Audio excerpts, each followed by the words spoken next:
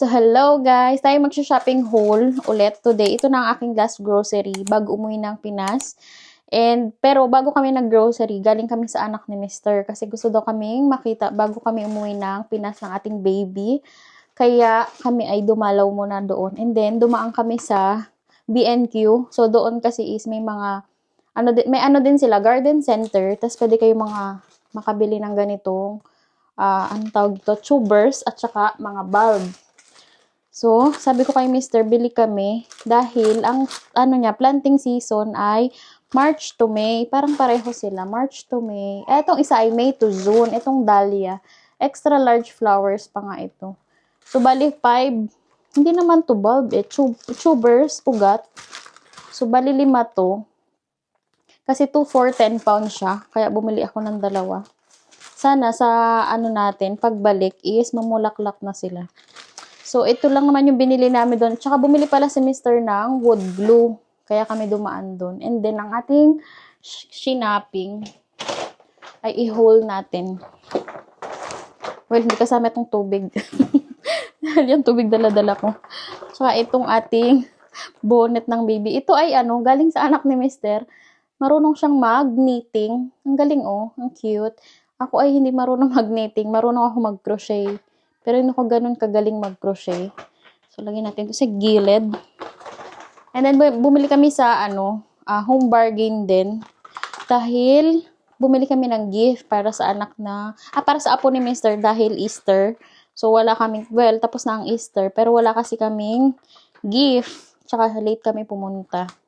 Kaya, bumili kami ng gift para sa kanya. Lip bulb at tsaka, parang bracelet. Tapos, ito, nakita ko, travel pack. Parang ito ay 99p. O, diba? Cute. So, bumili ako. Kasi, sabi ni Mr. baka daw may chance na kami ay ma-delay ulit. So, baka masta kami ng Doha. So, kailangan ko nito para sa kanyang dishwashing, para sa kanyang feeding bottle. Kaya, bumili din ako. And then, bumili tayo nitong, siya? Parang stick pero ibang version. Siya? 99p din. 99p ba o 1 pound? Parang 1 pound, parang ganun. Saan ba yung ating receipt? Tapos, bumili ako nitong lip balm, 2. So, hindi ko alam kung ipapamigay ko yung isa. Pero yung isa ay sa aking anak. Chupa Chups. Hindi ko alam kung papamigay ko yung isa. Pag maganda is, akin na lang. Kasi dito, kailangan talaga laging naka-lip balm. Kasi nga malamig. Tsaka si Mr. talaga ay, sabi ko, last chocolate ko na yung binili namin nung nakaraan. Mukha pa rin siya. So, nasabi ko yata na sobrang inispoiled na ko ni Mr. ng kakabili ng chocolate. Kaya medyo marami yung dalawang chocolate ngayon kung i-compare nung last na uwi ko. Kasi nung last na uwi ko, wala talaga akong dala, guys. Yung iba ko nga pinamigay pa sa mga teachers ng anak ko dahil bakasyon na. Graduation ng anak ko, nakakahiya namang walang ibigay na chocolate, diba? So, bumili pa kami nun sa supermarket sa Pinas. Pero ngayon, I'm sure na hindi na ako bibili. Dahil medyo marami din naman akong dala. Well, madami din naman akong pagbibigyan. Kaya, ayan. Pero si Mr. masyado na akong inispoiled. Ang daming chocolates ngayon. Sobra. Ay, kaya din pala kami ni Mr. pumunta sa B&Q dahil bumili kami ng potting soil, garden soil para sa aking mga plants. So, ito, itatanim natin siya. Papadag ako ng lupa kay Mr. dun sa gilid ng ating bakod. Bago ako umalis, itatanim ko na siya. And then, ano pa ba? Ito, yung last grocery namin. Yan, bumili siya ng cereals. Dito muna natin ilagay.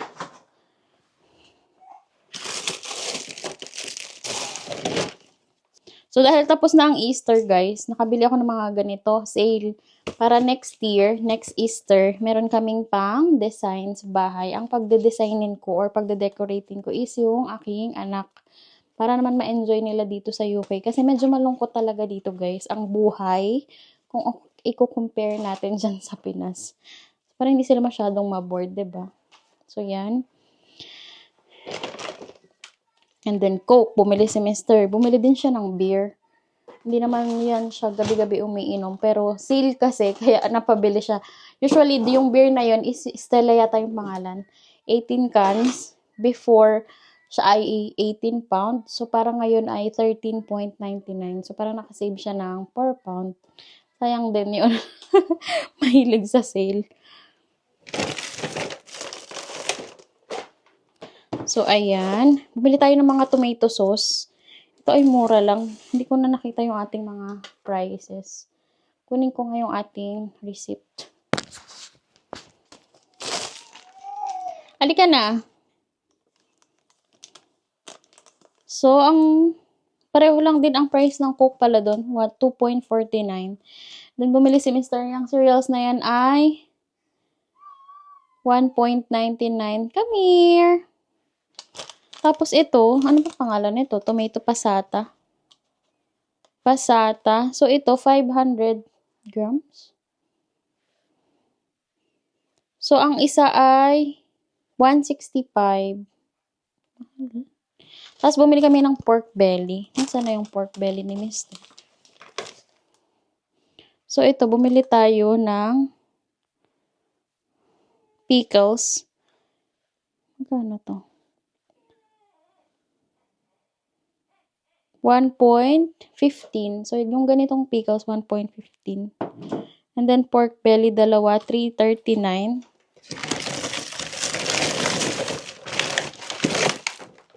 Tsaka chicken, guys. Bumili ako ng chicken. Kasi kaya ako bumili ng ganito, kahit kami pa uwi na. Ipagluluto pa rin ulit. Ipagluluto ko ulit si Mr. ng pagkain. Asan yung pork belly?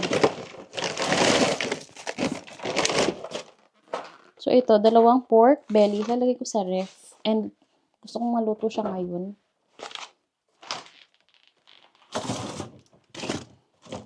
So, yan.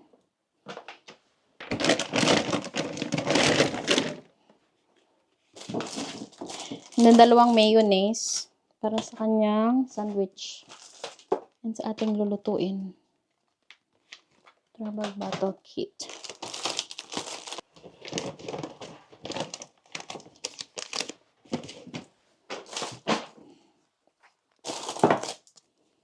Nakabili din tayo ng chocolate, guys. 59p. Dark chocolate to.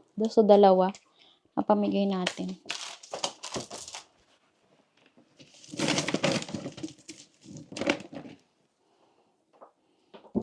Then, ang green peas. Magkano tong green peas? Garden peas pa ang tawag.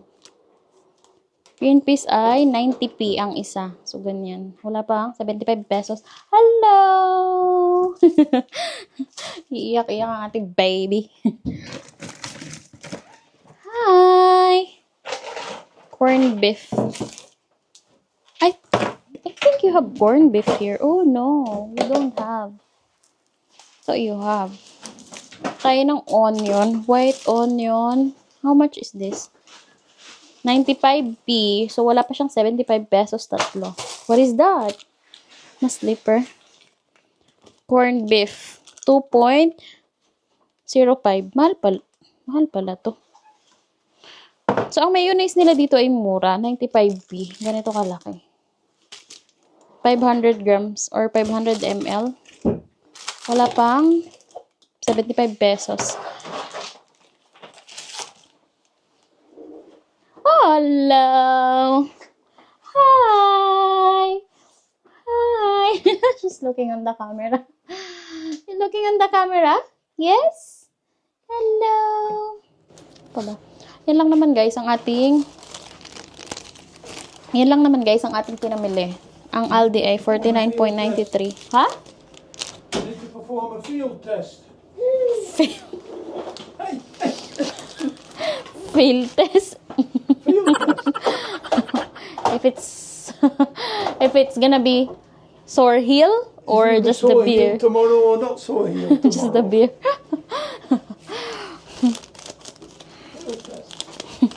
Field test daw. Kasi bumili siya ng beer. What is that beer, mister? The green one. And then it makes your heel very sore. What do you think it was? What's- Star Prawn. What? Sabi ko, itry ulit yung dati niyang beer, Stella. Baka mas hiyang siya doon. Sabi ko, sa beer yan, kaya nasakit ang iyong sako. Ayaw maniwala. Baka hindi, hiyang sa kanya yung beer na isa. Matapang masyado. What is that? Star Pramen, the spirit of Prague. The spirit of your heel. The soreness of my heel. No soreness of your heel, yes. Sabi ko, itry itong dating beer na iniinom. Baka yan, dyan siya hiyang, hindi sumakit. Oh, mister, your bags. You put her in there. She put herself in. She did. She walked. You push her there? I put her to there. Yeah, she's getting inside on her own. Naglalakad na.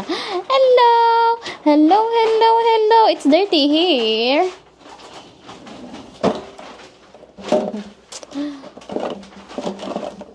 Okay. So, gonna put the corned beef. Mag-arrange na. Ako pala magtatanim. I want to plant. Have you put the soil outside, mister? What? The soil? I want to plant this bulb and the tubers. What, you need some soil near the door? No. What do you mean Near there? the back door? Yeah. Have you not looked? Not yet. Have you put them there? Ready? One's at the door and two are in the shed. Okay. So, tanim tayo muna, gusto ko yan, guys. Yung ating, ano tawag dyan? Yung basket or bag net na nabili sa IKEA. Ang gandang, gamitin. Aray! Ouch!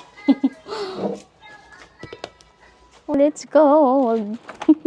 Tayo magtatanim na, guys. Ang lamig at tayo. Ba't ganun? Hindi ko ma-open.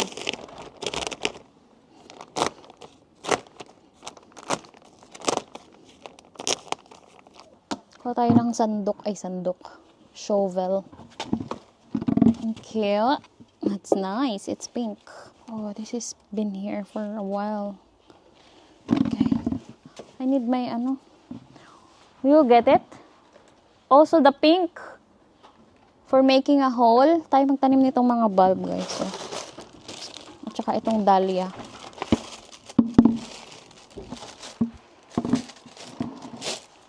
What does that mean? Good for cut flowers. Your bottom is right on my camera. That means I can cut the flowers? Is that what it says? What's that mean? Yes, means it's good for cut flowers. Then I can put it in my vase. Uy! Don't touch it, it's dirty. More. I think you have to lift it, mister. A bit more. Yeah, enough. You can have some after. Ay, enough. This is enough. Thank you. I'll use that there for these bulbs and the tubers.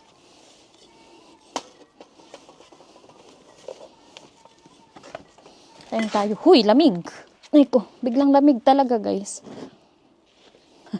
Ating baby nanonood sa loob.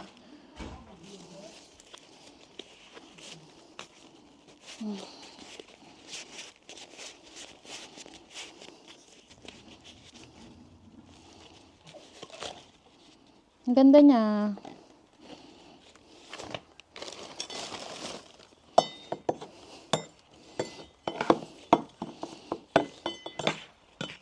Naway mabuhay ka habang buhay. Charot. Binanonood din naman.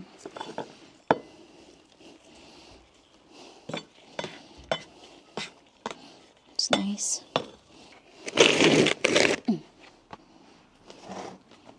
Yeah. It's nice. Pretty. Lamig. Kita nyo ba, guys, ang ating baby? Yung ginagabot ang ating kalamansi. Ginagabot niya. So, ito ang ating tatanim. Dahlia na extra large flowers. Yan. Ang putla ako. Lamig kasi. Tapos, ito ay good for cut flowers. So, ito ay bulbs. Ano pangalan niya? Gladioli Classic Mix. So, ganyan siya. Diba? So, i-open natin.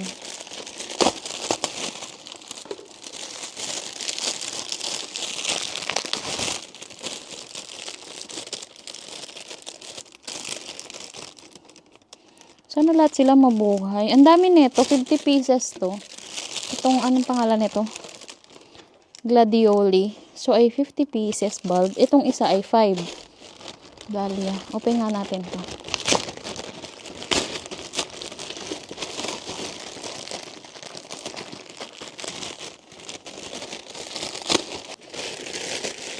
So, itong dahlia natin ay, wow, may sign of life. 1, 2, 3. May buhay na sila. Ay, ito wala akong makita.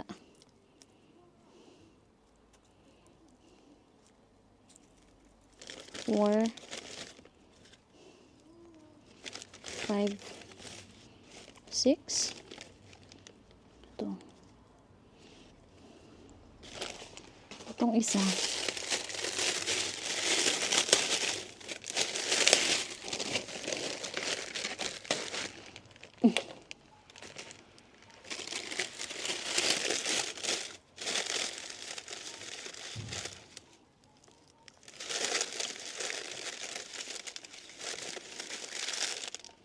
Ay magtanim na. So, ito yung isa guys. Oh, dami. Unahin ko tong dahlia.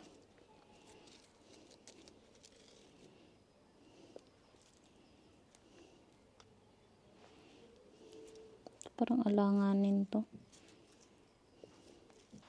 So, dyan lang natin sila guys itatanim sa gilid ng bakod. So, madami yan. Madami na tayong tanim dyan. And, sana ibang-iba ay mag-flower na. Oh, katulad nito. Sana ay mag-flower yan. Kita nyo ba? Yan. Marami na tayong halaman. Tsaka yan, oh. Sana mag-flower din yan.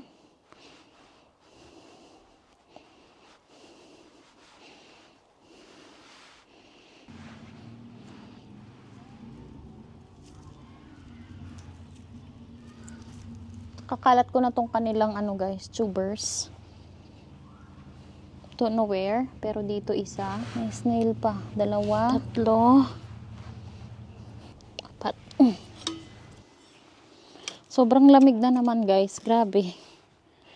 Talaga sisipunin ka talaga sa lamig.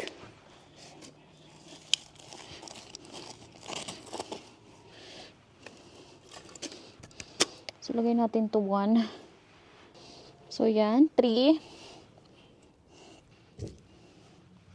Hindi ko pa guys natabunan ang ating mga dalyang tinanim. Pagsasabay-sabayin ko sila para ay malagyan ko ng compost or yung anong tawag yan, garden soil. Itatanim ko na rin itong ating mga bulb sa bawat gilid kahanay para sila ay magsibulan.